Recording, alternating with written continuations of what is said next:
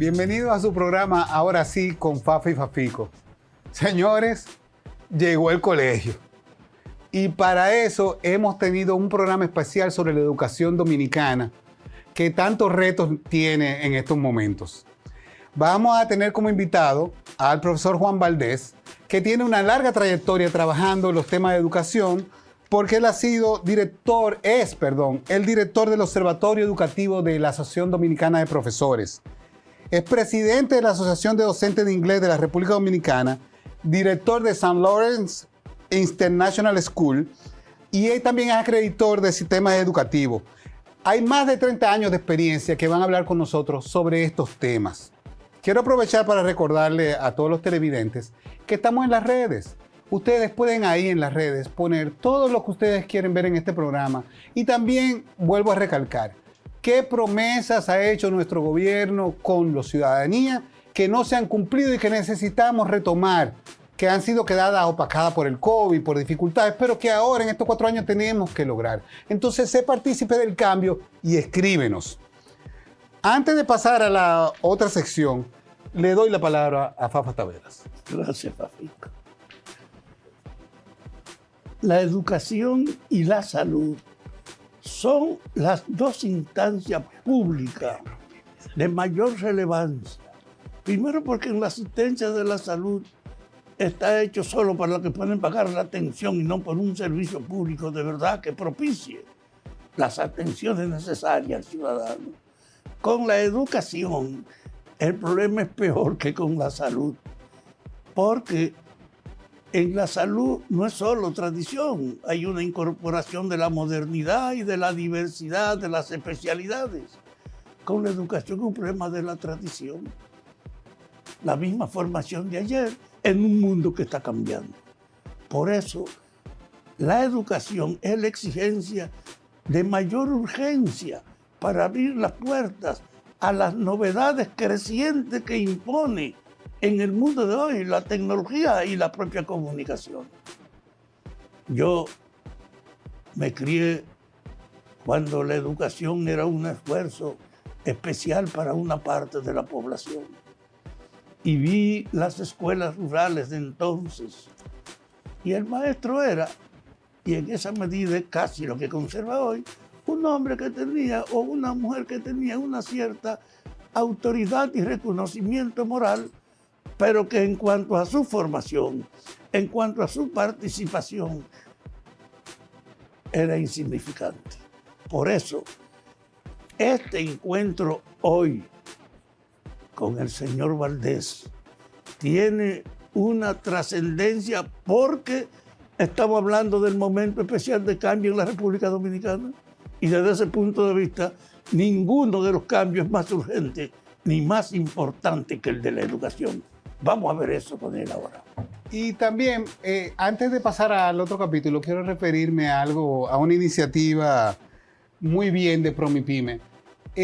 Casualmente, yo estoy tomando un diplomado de gobernanza e innovación gubernamental y veo que ellos han sacado EmprendeLab, que va a ser un núcleo para impulsar a emprendedores a hacer sus trabajos y a financiar esos proyectos.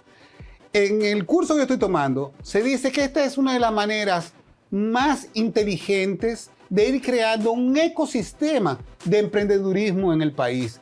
Felicito a Promipyme por esa iniciativa, que Raquel Peña también fue allá, y queremos ver más iniciativas como esas, porque nosotros somos el cambio y debemos demostrar con hechos que queremos cambiar la sociedad dominicana. Nos vemos en el próximo bloque. Quédense con nosotros que vamos a hablar de la educación de sus hijos.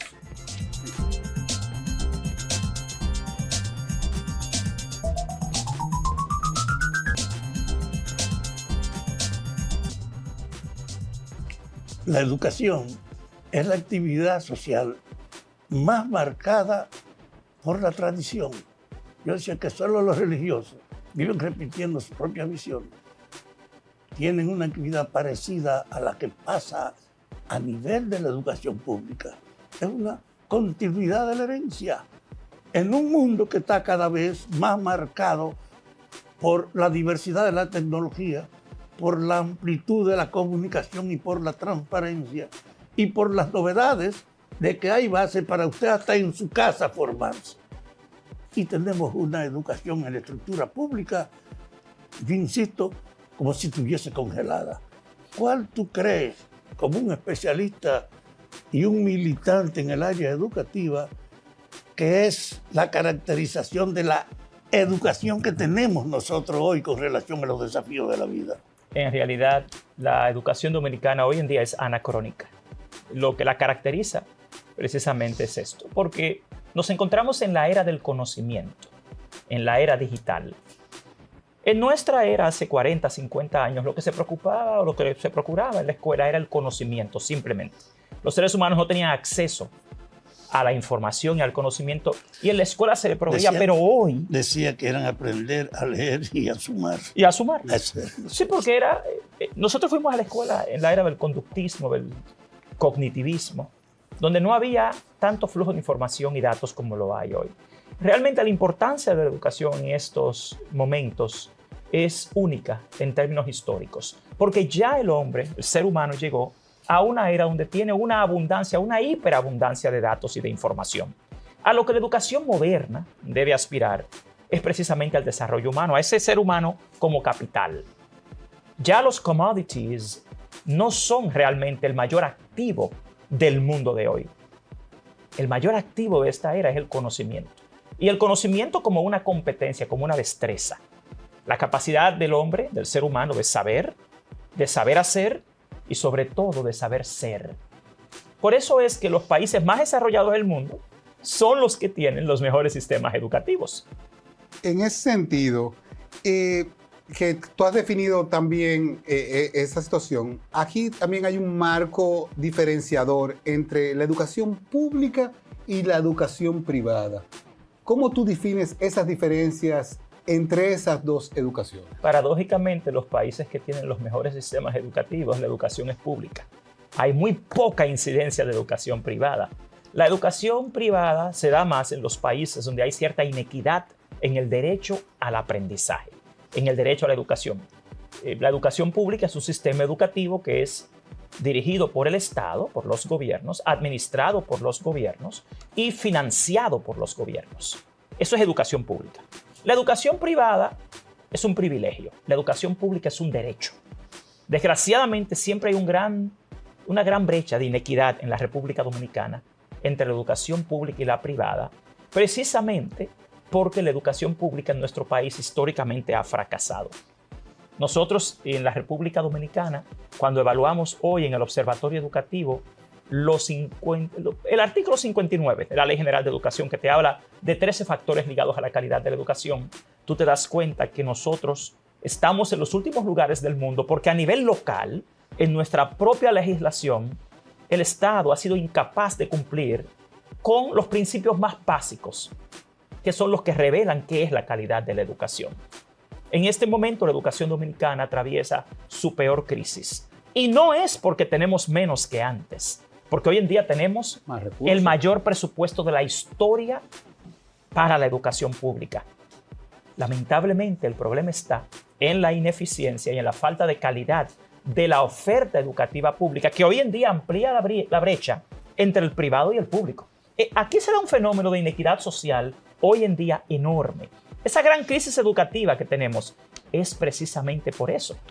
Porque lamentablemente ahí hay un tema hasta de injusticia social. El hecho de que los 2 millones de niños que van a la escuela pública no tengan una oferta educativa de calidad, lo que amplía es la brecha de injusticia social y de inequidad entre los que más tienen y el ciudadano común de nuestro país.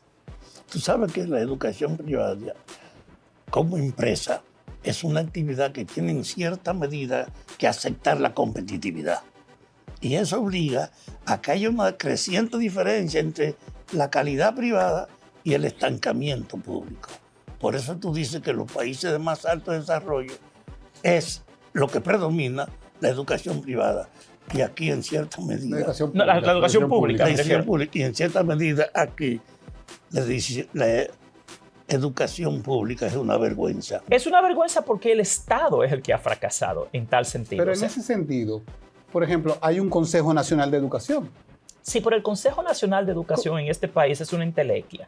es una entelequia que simplemente ocupa un rol de formalismo, porque lamentablemente cuando tú evalúas cuáles son las áreas y sectores sustantivos de la educación, tú tienes a los docentes, tú tienes a los niños que son los estudiantes y a las familias, pero ni los docentes ni las familias tienen en el Consejo Nacional de Educación una diferencia o un puntaje significativo, un porcentaje significativo en la toma de decisiones, porque apenas tienen 2 votos de más de 20. ¿Y quiénes son los otros integrantes Están del los Consejo? funcionarios del Estado, diferentes ministros, viceministros, directores. Están los sectores religiosos. Es increíble que acá los sectores religiosos tienen más votos en el Consejo Nacional de Educación que los maestros y que las familias juntos. Inclusive el empresariado, en diferentes actores, está más representado en el Consejo Nacional de Educación que las áreas sustantivas de la educación en general.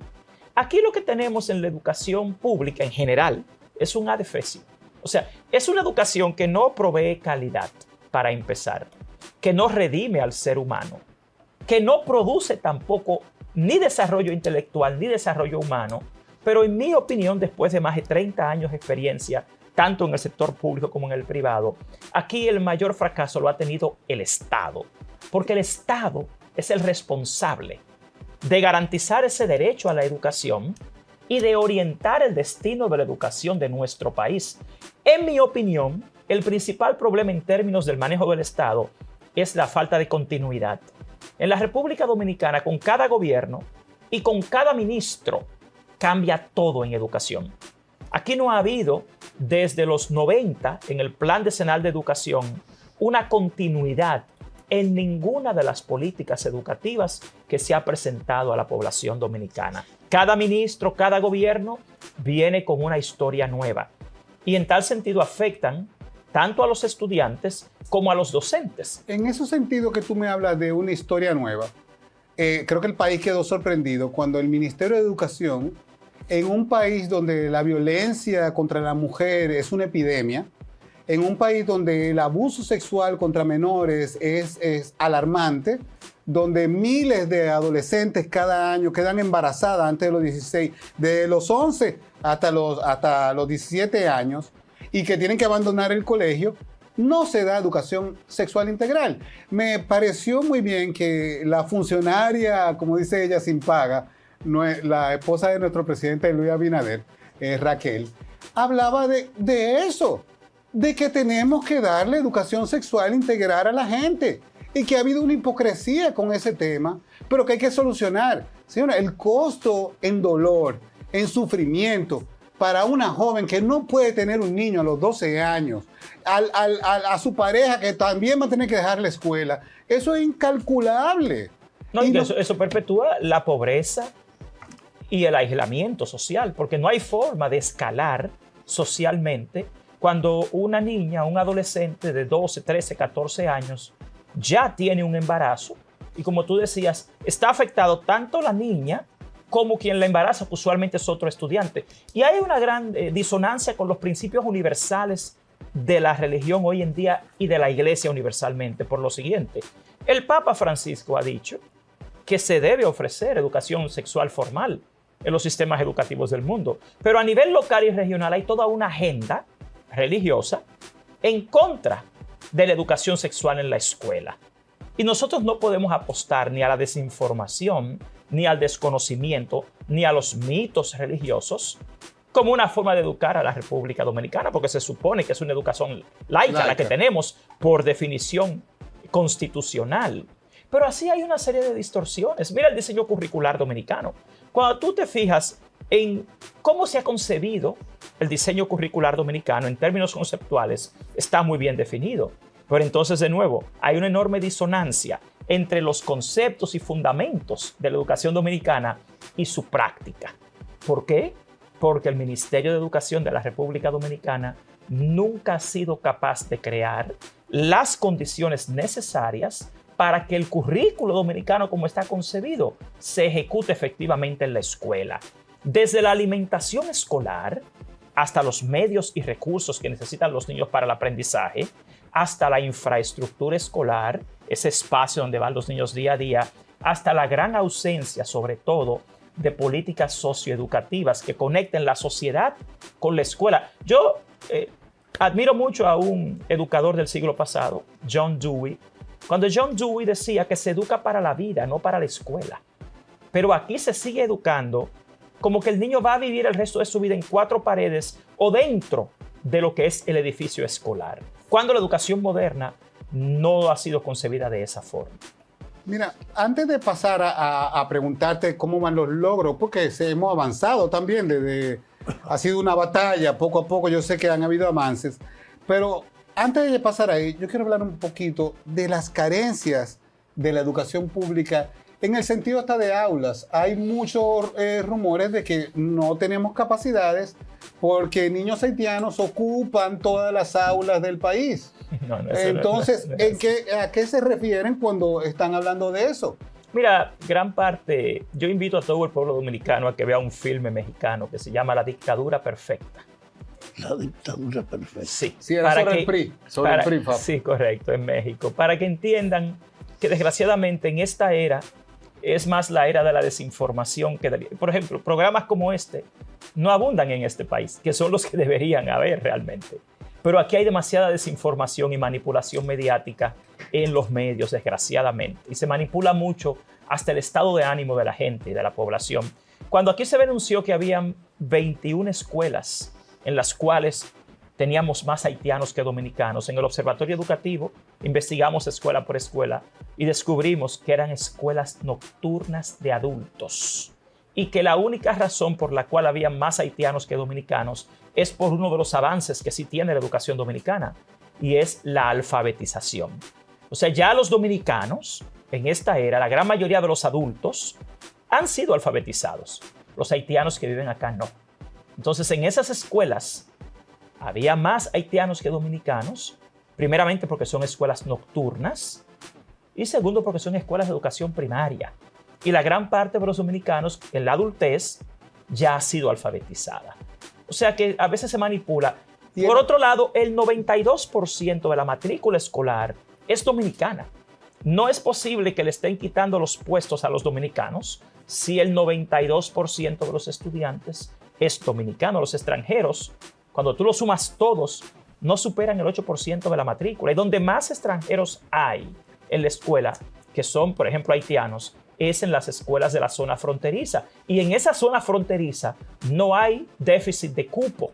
Porque no hay gente. Exacto, hay muy pocos habitantes. Hay una migración saliendo de la zona fronteriza. Ustedes saben que la zona fronteriza es uno de nuestros ejes porque ha sido donde tradicionalmente se han abandonado las políticas sociales y se ha mantenido una pérdida de cerebro y de gente que migra porque no encuentra oportunidades. Y el proyecto Mi Frontera del Ministerio de Economía ha sido muy bueno con toda esa iniciativa que van a ir caminando, pero eso va a llevar un tiempo.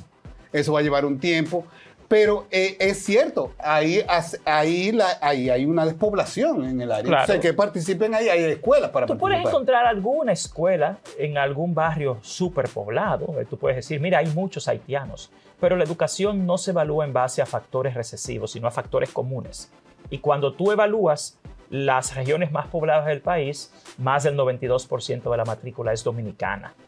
O sea que yo entiendo que el problema no está por ahí. El gran problema que hay acá es el déficit de aulas.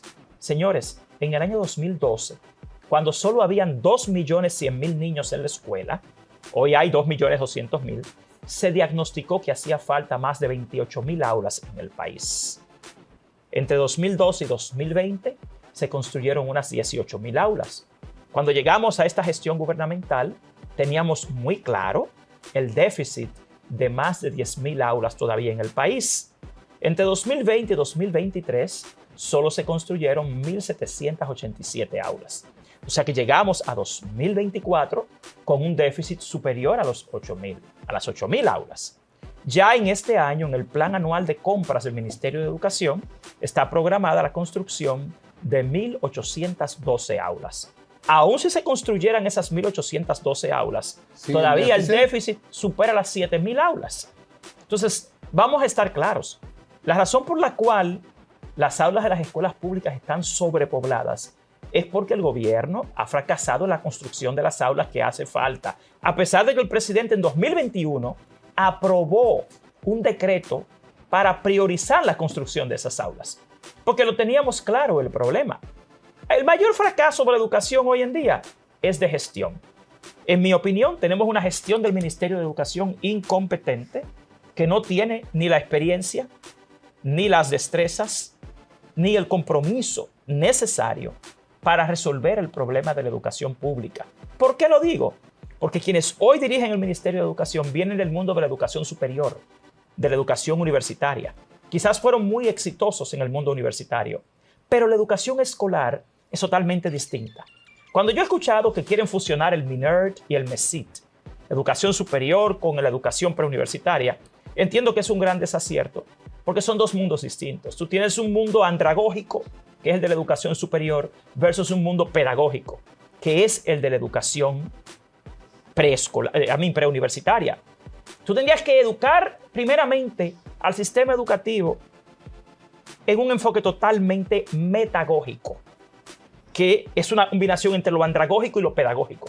Y eso no se ha dado en este país todavía. Además de que en términos operativos, el Ministerio de Educación es 18 regionales educativas, 122 distritos, 130,000 docentes, más de 100,000 empleados administrativos y 2.2 millones de niños y niñas que van a la escuela pública. O sea, aquí nunca ha tenido éxito la educación preuniversitaria. Mezclarla ahora o intentar mezclarla con la educación superior sería el mayor desacierto que puede cometer algún gobierno. Déjame decirte, yo comparto tu idea de la tendencia inexplicable de querer fundir los mecanismos educativos de la educación superior y la educación ordinaria en una sola entidad. Y eso, porque aquí lo que ha predominado es una visión mecánica del problema educativo. Por eso tú tienes que insistir más en que faltan aulas y el gobierno ha compensado a asegurar la alimentación, aunque haya quejas de que es insuficiente, a facilitarle la ropa y los medios, aunque también aparezca la repercusión de lo que es la corrupción en el negocio indebido, pero ha estado abordando el problema práctico de la comida, la ropa y los libros de la educación primaria sobre todo, pero no ha valorado el déficit de contenido que se tiene en la educación. Y de calidad, Fafa. Porque ya, por suerte, tú recuerdas que desde 2012 tenemos un 4% para la educación. Aquí hace más de una década que el problema no es dinero. Aquí debimos ya hace rato habernos enfocado en el control de calidad. Y hay un viceministerio, que es el Viceministerio de Supervisión y Control de la Calidad de la Educación, dentro de la estructura del Ministerio de Educación, que en esto debería ser vital. También el Viceministerio de Planificación, de Asuntos Técnicos y Pedagógicos. Esas tres áreas, en términos de supervisión y control de la calidad, son vitales y no funcionan adecuadamente al día de hoy. Cuando tú dices que, ok, ya tenemos jornada escolar extendida, que es una gran política, ya una madre o un padre pobre puede enviar a sus hijos 8 horas a la escuela e irse a trabajar, pero no logramos resultados de aprendizaje mejores. Déjame decirte que las evaluaciones demuestran que cuando tú comparas los resultados de aprendizaje de un niño que va a una sola tanda versus otro que va a la jornada escolar extendida, no hay diferencia significativa en los aprendizajes. ¿Por qué? Por un tema de ineficiencia. O sea, el mayor problema que tienen... Pero eso que tú estás diciendo representa que tampoco tenemos en la estructura docente la formación adecuada para reproducirse en sus alumnos. Y para lograrlo, tú tienes primero que evaluar a los docentes. O sea, nosotros en la Asociación Dominicana de Profesores... Eso es un problema conflictivo, porque, por ejemplo, en México, cuando se intentó hacer una reforma con los docentes y se les planteó que tenían que tomar exámenes y pruebas, ha pasado lo mismo que aquí, rebelión, ¿no? No, aquí no ha habido. Aquí es todo lo contrario. La República Dominicana es un país muy afortunado, porque la República Dominicana es el único país de América Latina donde son los docentes los que están exigiendo que se les evalúe. Y que hoy en día tenemos 2 años en comisiones tratando de lograr que se haga una evaluación de desempeño docente. Este país tiene quizás los mejores docentes de América Latina y la gente no lo sabe.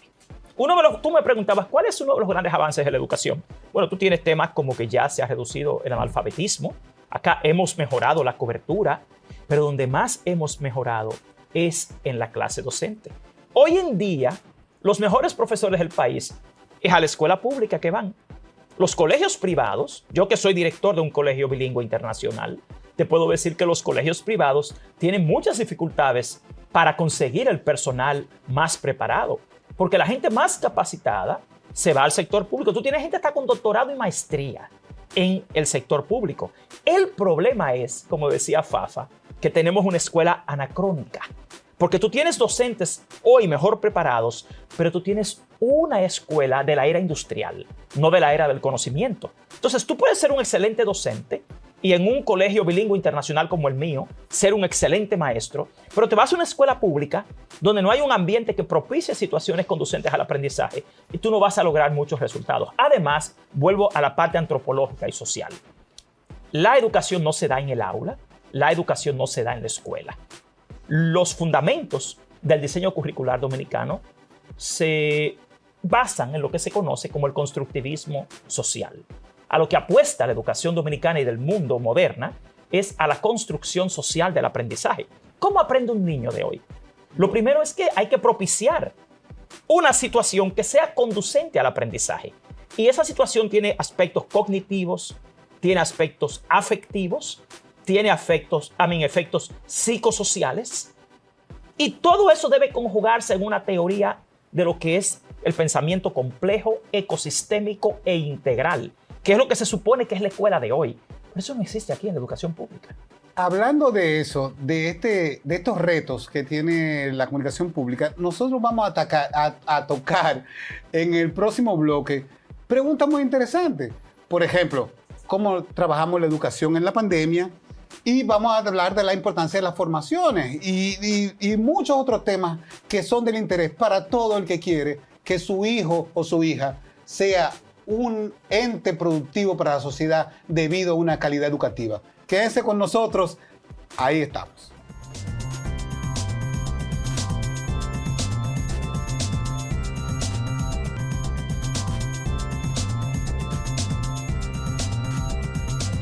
Estamos hablando de la valoración de todos los aspectos educativos. Pero hay uno que yo no quisiera dejarlo en el aire. La administración de la institucionalidad estatal en la educación se corresponde no al criterio de la capacidad ni a la necesidad misma de la importancia de la educación, sino a la conveniencia de los grupos que lo deciden. ¿Qué tú tienes que decirnos a nosotros sobre lo que es el Ministerio de la Educación? Bueno, la primaria, porque yo tengo una idea distinta con el problema de el otro nivel de la educación. Sí, pero aquí la educación preuniversitaria, la educación escolar, en estos momentos es víctima de un asalto del neoliberalismo. Yo invito a todo el pueblo a que lea el libro titulado El asalto del neoliberalismo a la educación, para que entienda cómo se ha tergiversado hasta la naturaleza humana cuando se quiere hacer del ser humano en la escuela simplemente una persona que se prepara toda su vida para un día ir al trabajo. Y se olvidan de la integralidad, se olvidan de la humanidad. De hecho, el enfoque humanista se ha perdido. Pero ¿qué pasa con la escuela hoy y su gestión? Yo insisto, Fafa, en que el mayor fracaso de la educación pública está en quienes lo dirigen. No tenemos autoridades competentes y en este momento tenemos un equipo en el ministerio con un serio conflicto de intereses. Porque tenemos un ministro de Educación, rector de una universidad, que obviamente ha favorecido a los grupos y los emporios universitarios en todo lo que tiene que ver con las políticas del Ministerio de Educación, llegando a la aberración de haberle dado a universidades e institutos y organismos multilaterales la elaboración de los libros de texto de este país. Por primera vez en la historia, aquí se le quitó la elaboración de los libros de texto a los expertos y las instituciones que tenían décadas haciéndolo, para dárselo a grupos universitarios, que son afines al ministro de Educación porque ese es su sector. ¿Y en qué terminó todo eso? En cientos de errores en los libros de texto, en generar libros mucho más caros, cuando lo que le dijo a este país fue que él iba a dejarle los libros de texto a las universidades porque nos íbamos a ahorrar 6.000 millones de pesos. Cuando hacemos el análisis financiero, ahora los libros salen más malos y más caros. Encima de eso, usted tiene organismos multilaterales como el PNUD, como la Organización de Estados Iberoamericanos, la OEI, que tiene casi 1.000 millones de pesos en contratos sin una sola licitación, en mi opinión, en violación de la ley de compras y contrataciones públicas. Tú tienes a Educa, Acción Empresarial por la Educación, una institución que es miembro del Consejo Nacional de Educación y a la vez es contratista del Ministerio de Educación, violando los principios de la gestión pública. También tú tienes un ministro de Educación. En el caso nuestro, déjeme decirle algo al pueblo dominicano. En el Observatorio Educativo, nosotros trabajamos con información oficial. Y lo que hacemos es solicitarle al ministerio datos a través de la Ley de Libre Acceso a la Información Pública. Pues la gestión del ministro Ángel Hernández fue sometida por nosotros en más de 99 ocasiones al Tribunal Superior Administrativo por negarnos información pública. O sea, aquí lo que tenemos es una regresión de un ministerio que no es transparente, que no es eficiente y con un equipo dirigiéndolo que tiene obviamente un serio conflicto de intereses. Nosotros hemos investigado las contrataciones públicas de los grupos más beneficiados en esta gestión del ministro Ángel Hernández. Y son precisamente los mismos grupos que en el pasado cuestionaban todo. Que hoy son jueces y partes, son veedores y contratistas. Y no son eficientes, perdóname, sí, porque no tenemos mejores aprendizajes, no tenemos un mejor sistema educativo público. Y entonces esa negación hasta de la información pública es un serio retroceso institucional. El consultor jurídico de la presidencia, Antoliano Peralta, dijo en una ocasión, hace un par de semanas, que la negación de información pública era una violación a la ley que no se podía apoyar en este gobierno. Bueno, pues la gestión de Ángel Hernández, desde el Ministerio de Educación, desde el INAFOCAM, nos ha negado a nosotros, al Observatorio Educativo de los Docentes de este país, casi 100 solicitudes de información pública que se niegan a entregarla. Dinero público, fondos públicos, el bienestar público. Aquí el mayor fracaso de la educación dominicana está en la gestión. Para responder a tu pregunta, Fafa, no tenemos un equipo ministerial experto en educación escolar, ni comprometido con la educación pública, y desgraciadamente no ha mostrado ningún tipo de resultado. En el fondo, no tienen preocupación por la capacidad y el conocimiento, pero sí por el manejo administrativo. Y por el negocio. Porque son más del negocio que del profesor. No, y son más de un sector, porque vamos a estar claros acá, señores. ¿Qué justifica que una institución, por ejemplo, como la OEI, la Organización de Estados Iberoamericanos, tenga contratos hasta para comprar un edificio a nombre del ministerio? ¿Necesita el Ministerio de Educación un intermediario para comprar un edificio que esté involucrado en programas docentes, en programas estudiantiles, en evaluación de desempeño, en evaluación de libros de texto? Entonces tú tienes, insisto, yo hago un llamado al empresariado dominicano. Si ustedes están en realidad interesados en que se mejore la educación y cooperar, a quienes tienen que acercarse es a los actores reales de la educación, que son los docentes. Entonces aquí se ha dado un conflicto muy serio. Pero hay un asunto con los docentes. La visión que se genera en mucha parte de la sociedad es que la Asociación Dominicana de Profesores tiene luchas prosalariales, pero no para integrar el currículum, mejorar las actividades de las cosas. No, eso es... Mira, yo realmente vengo del sector privado. Yo dirijo un colegio bilingüe internacional. Fui coordinador de 2 facultades universitarias en el sector privado aquí por casi 30 años y trabajo a nivel internacional en el sector privado y público. Y yo mismo tenía ideas parecidas a esas sobre la Asociación Dominicana de Profesores, sobre la ADP. Y yo te puedo decir lo siguiente al respecto. A partir del año 2019, la ADP creó su observatorio educativo. Se creó en la gestión de la profesora Xiomara Guante, cuando la corriente José Francisco Peña Gómez dirigía la ADP. Ahora, el Observatorio Educativo, en la actual gestión, continúa trabajando igualmente. Y realmente, en este momento, la ADP lleva 5 años presentando estudios, investigaciones científicas, propuestas específicas y puntuales para salvar la educación dominicana. Y la ADP no es simplemente un sindicato que procura el bienestar de sus docentes, lo cual es loable y es su misión. Pero si usted lee los estatutos de la ADP, también la ADP tiene la misión de contribuir a mejorar la educación dominicana, y en tal sentido debo afirmar algo. Nosotros hemos propuesto al presidente de la República y al Ministerio de Educación un nuevo pacto para salvar a la educación dominicana, Pero ese pacto no puede volver a ser dirigido por el Consejo Económico y Social, ni por los grupos empresariales de este país. ¿Por qué? Porque ya pasaron 12 años del Pacto por la Educación y han fracasado, porque no tenemos una educación mejor. Y por otro lado, nosotros queremos y hacemos un pedido, una solicitud al presidente de la República y a todo el pueblo dominicano. Nosotros queremos que se le dé ahora, en esta ocasión, una oportunidad a la clase docente de ser los que lideren el Pacto por la Educación. Ya ustedes pasaron 12 años haciéndolo. El Pacto por la Educación lo ha coordinado el Consejo Económico y Social, los grupos empresariales y una serie de ONGs locales e internacionales. Y no lograron realmente. Miren, si ustedes no lo saben, al día de hoy, el Ministerio de Educación ha sido incapaz de lograr ni siquiera una sola de las 36 metas priorizadas en el Pacto por la Educación. No hay una meta que haya logrado en 12 años, que la haya completado. Entonces ahora, como es la ADP la que propone al país un nuevo acuerdo por la calidad de la educación, solicitamos al presidente de la República que le dé ahora a la clase docente la oportunidad de salvar la educación dominicana. Porque ya todos los demás sectores lo han intentado y han fracasado. Ahora, nosotros entendemos que eso hay que hacerlo en consenso. Deben estar todos los sectores integrados. Todos. Ahí no puede quedarse nadie fuera. Pero quienes deben coordinar ese nuevo acuerdo son los docentes. Dennos esa oportunidad, que nosotros podemos sacar a la educación pública del estancamiento. Y debo decir algo, somos los que mejor conocemos el problema, porque somos los que estamos día a día en una escuela pública. Aquí hay una serie de ONGs y de organismos multilaterales y de grupos empresariales que son los que están en el Consejo Nacional de Educación, en la Comisión Presidencial de Educación. Y una vez más hago un llamado al señor presidente de la República. Señor presidente, usted no puede tener una Comisión Presidencial de Educación sin un solo docente ahí representado en esa comisión.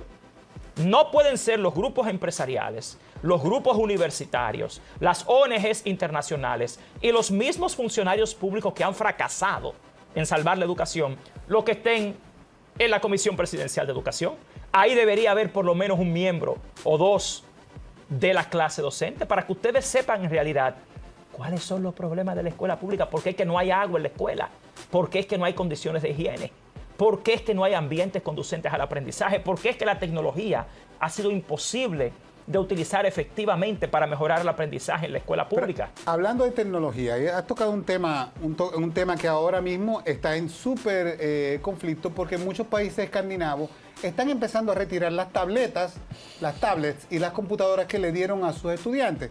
Voy a llegar a ese tema antes, pero antes quería acotar que veo que hay algunas iniciativas de mejorar la formación. Por ejemplo, creo que hoy se inaugura el lanzamiento de un proyecto de la República Popular China ayudando a mejorar las ciencias en el bachillerato para los estudiantes. Sí, ese es el enfoque STEAM, que es Science, Technology, Engineering, Arts and Math. Es ciencia, tecnología, ingeniería, artes y matemáticas. Mira. Pero otra cosa que también me quería referir a que, por ejemplo, hay ejemplos que no sé si la ADP está trabajando sobre eso. Por ejemplo, el modelo alemán de estudio y trabajo. El modelo alemán de estudio y trabajo ¿funcionaría aquí? ¿Nos ayudaría? No, aquí no funcionaría. Porque qué bueno que tú me haces esa pregunta. Ese es un modelo. Explíquelo un poquito para que la gente entienda a qué me refiero. Fíjate qué es lo que pasa. De hecho, yo quisiera, a quienes no lo saben, informarles que la escuela pública se inventó en Alemania. La escuela pública es el producto de las presiones que produjo la Revolución Francesa y la Ilustración en la monarquía que reinaba en ese momento. Y como salida, en el sur de Alemania, en Prusia, se inventaron lo que hoy es la escuela. La escuela es el producto de esto. Y Alemania tiene un histórico enorme en educación. Ahora bien, el modelo alemán de educación se sustenta en su modelo y su dinámica económica. Es una sociedad industrial en la cual lo que más se produce y requiere son técnicos. Pero ¿cuál es el problema con el modelo alemán de educación para un país como este? Primero, que esta no es una sociedad industrial.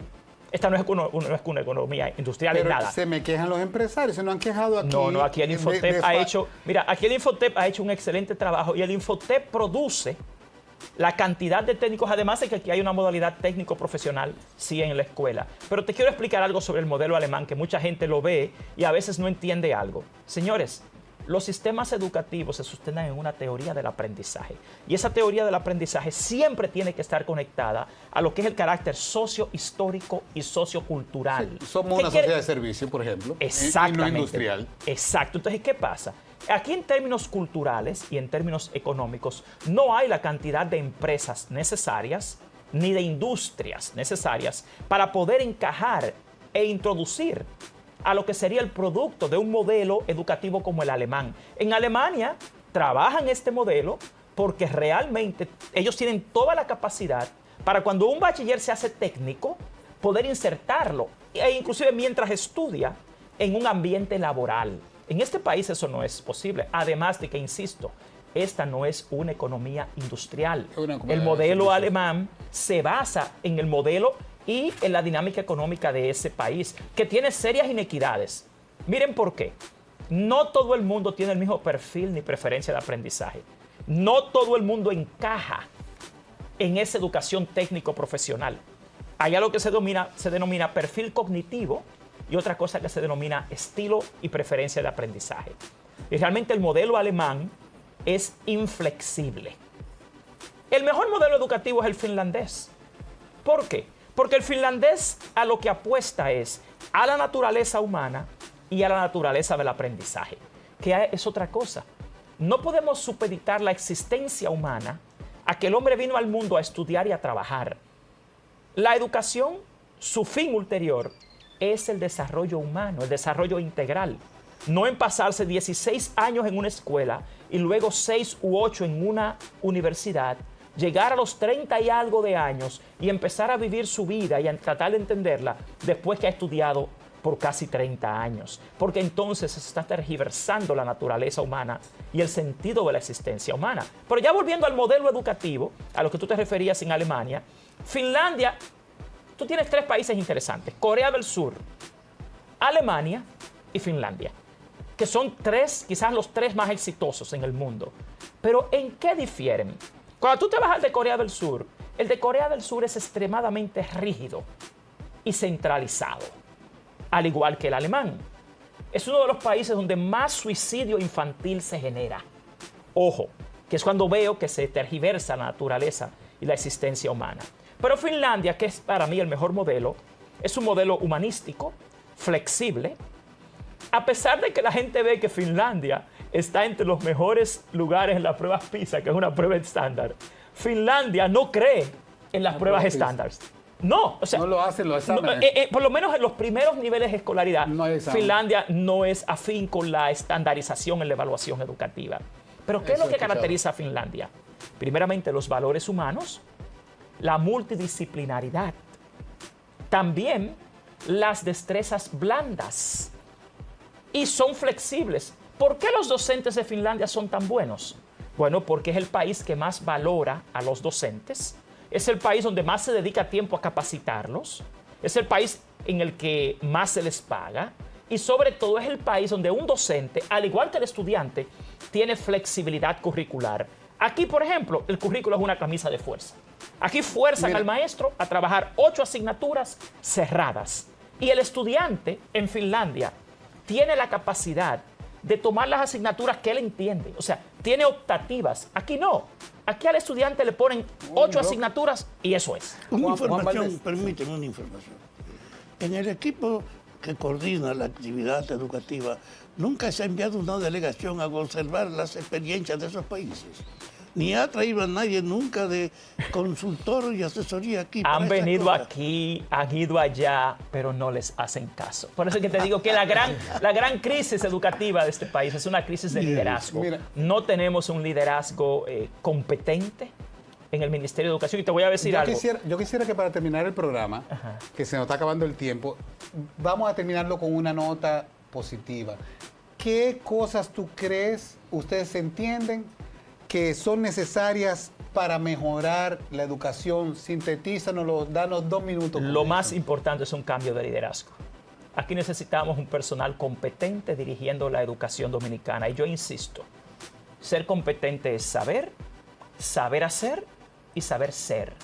Usted puede tener un doctorado en educación como el ministro de Educación, que por cierto es un doctorado de hace 40 años, que no está actualizado. Pero eso a usted no le garantiza que usted va a ser un funcionario competente. Porque usted tiene con ese conocimiento que saber hacer. Y para saber hacer, usted tiene que ser un experto. ¿Qué hace falta? Aquí necesitamos verdaderos expertos en escolarización y educación pública, no rectores universitarios dirigiendo el Ministerio de Educación. Necesitamos gente que conozca la escuela pública por dentro. Y necesitamos gente comprometida, que no tenga conflictos de intereses como lo es en la actual gestión del Ministerio de Educación. No están al día en educación, no conocen el sistema educativo. No le importa. Yo prefiero decir que tienen muy poco compromiso. Ahora, ¿en qué yo me baso? En la evidencia empírica. ¿Qué es la evidencia empírica? Los hechos, lo que tú ves. Mire, Fafico, nosotros tuvimos este año la calificación más baja en pruebas nacionales de los últimos años, señores. La educación dominicana está en crisis y su mayor crisis es una crisis de liderazgo. Necesitamos a gente competente y comprometida dirigiendo el Ministerio de Educación. Bueno, creo que es una gran experiencia haber tenido este programa. Y a lo mejor tendremos que volver a llamar al compañero y amigo, porque yo insisto, la educación y la salud son las dos más grandes exigencias públicas y sin embargo la educación es el mayor retraso de todos los servicios reales. Gracias a usted por acompañarnos. ¿Cómo no? Y ya nos veremos.